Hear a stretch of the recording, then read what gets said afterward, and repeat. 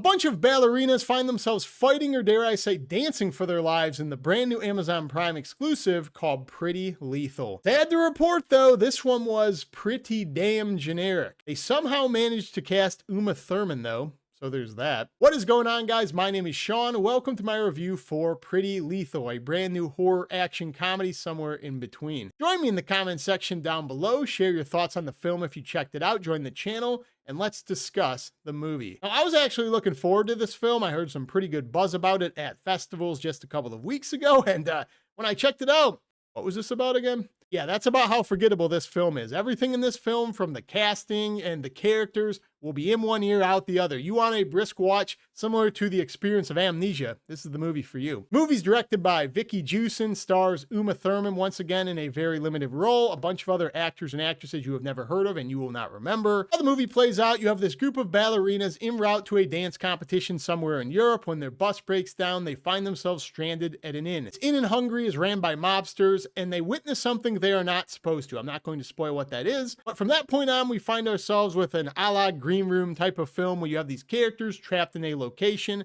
and another group of characters is not going to let them leave because there's criminal activity involved. I would have loved to have been a fly on the wall for the casting of this film. I imagine it went something like this. So how many bald European henchmen should we cast? Yes. Because every single character in this film looks and acts the exact same. Every movie I describe that is like this, you have seen a group of characters that is identical to every one of these characters. If I described a man named Vladimir wearing a black leather jacket who is kind of balding, had an accent, what do you visualize? That is what every single character in this film looks and acts like. It is insane. Then when you get to the other side of it, these ballerinas we're supposed to latch onto as our likable good guy characters, they're not much better. They're very flat, they're flimsy characters. Again, you're not going to remember any of these characters. I can't name one of their names. With the exception of our main character, you know the perception of ballerinas. They're kind of preppy, they're rich, they're stuck up. This girl kind of comes off as our outcast one. She's going to be the only character here with any survival skills. The other five, all they do is list zingers and references, and it was not funny or interesting to me at all. Now, I have talked on this channel a lot about the suspension of disbelief and how I am better than most people at being able to buy into a director's vision,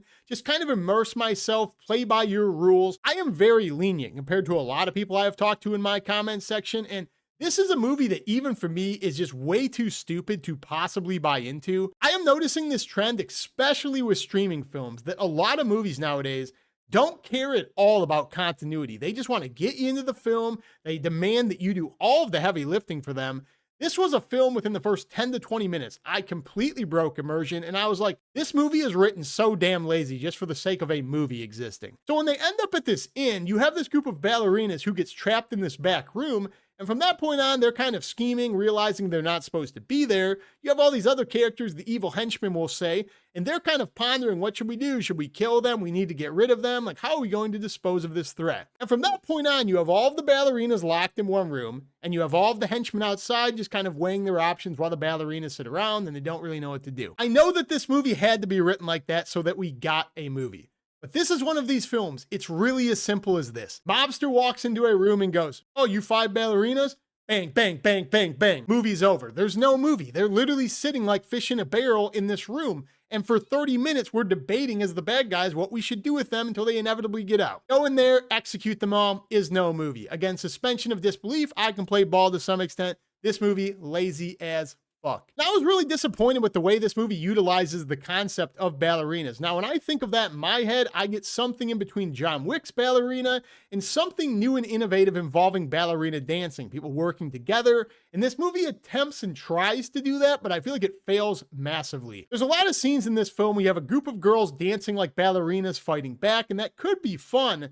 But I found the choreography of this movie, the editing of this film, the CGI blood, to be really bad. I mean, it doesn't look real at any point in this film. It's like when you watch WWE and they say somebody pulled a punch, like they're punching, but they're like 6 inches from somebody's face. That's what all of the action felt like in this film. And I knew I was in for a rough one when there's a scene that should have been badass by my standards as a horror fan. You have this scene where the ballerinas are fighting for their lives against these henchmen who have box cutters. And I'm like, oh shit, we're gonna get pretty graphic. And at one point in that scene, this girl finds herself with a box cutter blade in her ballerina foot. But she's dancing around, she's spinning, doing her own black swan, fighting this guy. And I'm like, oh shit, she's about to dice this guy up. And she does. But the issue is at no point in this scene, as with the rest of this film, do you feel like anything on screen is actually happening. Her foot is not even close to this guy. CGI blood looks fake. And you don't see anybody get cut in this entire scene that goes on for 5 minutes. So it feels like there's really no action, no stakes to this film, which otherwise should feel bloody. And as the movie goes along, it follows a very stereotypical plot line of these people trying to get out, picking people off one by one, the girls kind of growing closer, kind of bonding over the ballerina experience as they survive. I don't know, I think if you turn your brain off, you could probably have some fun with Pretty Lethal. For me,